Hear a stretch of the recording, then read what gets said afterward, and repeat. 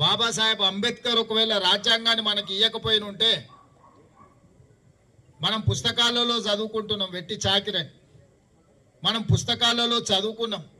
కొన్ని గ్రామాలలో ఈ రోజు కూడా వెనుకబడిన ప్రాంతాలలో దళితులకు దేవాలయ ప్రవేశం లేదని, దళితులను ద్వితీయ శ్రేణి పౌరులుగా చూడటం, దళితులను అన్టచబుల్స్గా అంటే ముట్టుకొని రాని వాళ్ళుగా, దళితులను తాకడమే నేరంగా ఒక ఆటవిక రాజ్యం రాతి యుగాల పరిపాలన సాగుతుంటే అలాంటి పరిపాలన ఈ దేశానికి మంచిది కాదు.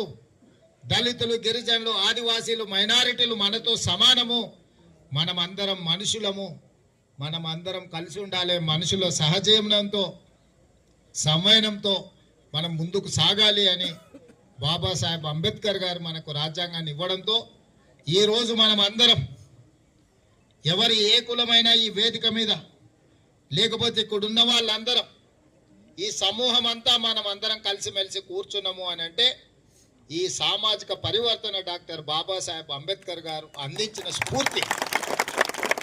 అలాంటి డాక్టర్ బాబాసాహెబ్ అంబేద్కర్ కనిపించని దేవుడిని ఎట్లా మొక్కుంటున్నామో మన కళ్ళ ముందు కనిపించే దేవుడుగా డాక్టర్ బాబాసాహెబ్ అంబేద్కర్ను కొలిసే వాళ్ళు కోట్ల మంది ఉన్నారు. ఆ స్ఫూర్తి ఉండాలి అని ప్రతి గ్రామంలో, ప్రతి పట్టణంలో, ప్రతి కూడలిలో ప్రజలకు స్ఫూర్తినివ్వాలని డాక్టర్ బాబాసాహెబ్ అంబేద్కర్ గారి విగ్రహాన్ని పెట్టుకొని వారు అందించిన స్ఫూర్తితో ఈరోజు పరిపాలన కొనసాగిస్తున్నాం. కొడంగల్ చౌరస్తాలో ఈరోజు ఒక అద్భుతమైన అంబేద్కర్ విగ్రహాన్ని మనం పెట్టుకోవాలి.